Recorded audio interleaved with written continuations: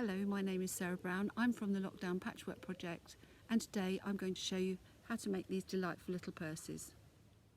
I'm going to start by showing you how to make a purse this size, and this one is 3 inches by 3 inches, with the original piece of fabric being 6.5 inches by 6.5 inches.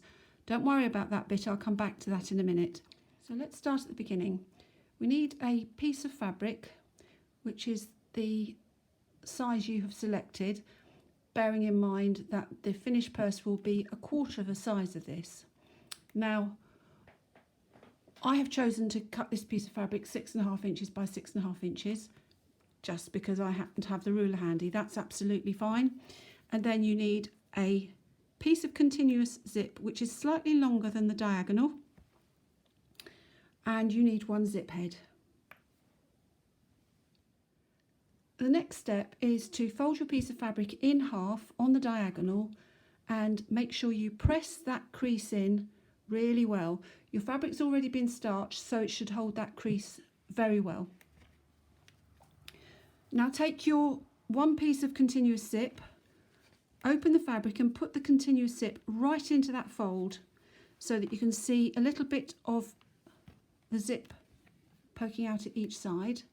And now you're going to stitch along here so that you'll be stitching through 2 layers of fabric and 1 layer of the zip.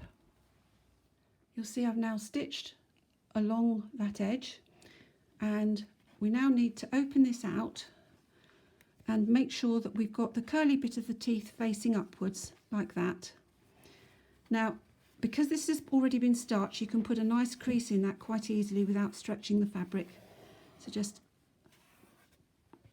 press that like that, and then run a line of top stitch along here, not through both sides, just along here,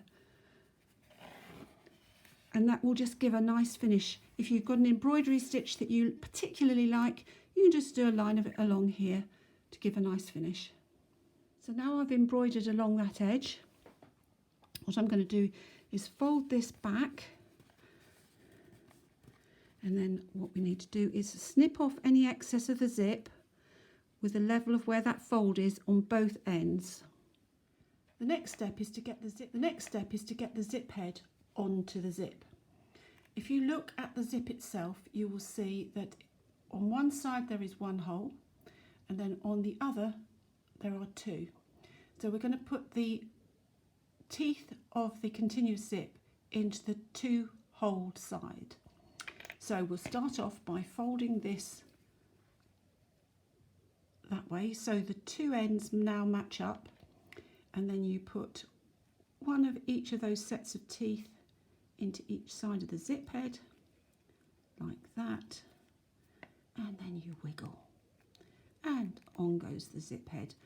The ladies who come to my sewing classes get terribly cross because I can do this quite quickly. I've done dozens of them. So there we have the little purse with a zip on it. It's 1 continuous piece of zip and 1 zip head. So the next thing to do is to open the zip halfway,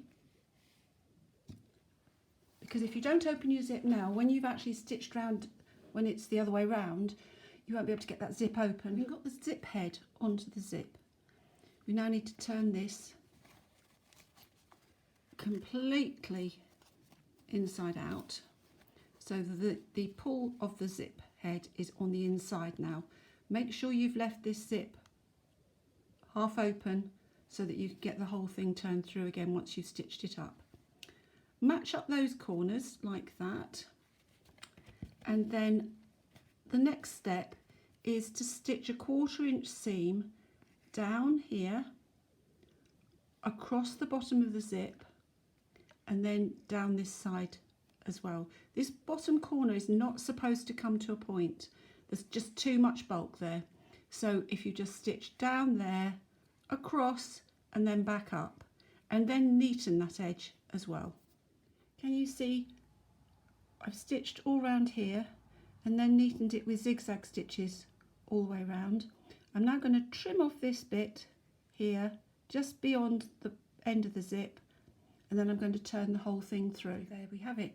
One little zippered purse made from one length of continuous zip, one zip head and a piece of fabric. This version is quite tiny. It's about 3 inches by 3 inches. This one is about 4 inches by 4 inches and was made from a piece of fabric about 8.5 inches by 8. This one's bigger still, and this was made from a piece of fabric 10 inches by 10 inches. So we've now got a purse which is 5 inches by 5 inches. So here we have a lovely little range of purses. Very simple to make. They look complicated, but they truly are not. The only real difficulty might be getting the head onto the zip. That does take practice, but you can do it. I know you can. If you have found this video useful, please like and subscribe to the Lockdown Patchwork Project YouTube channel and take a look at the other videos we have on there. And thank you for watching. Bye.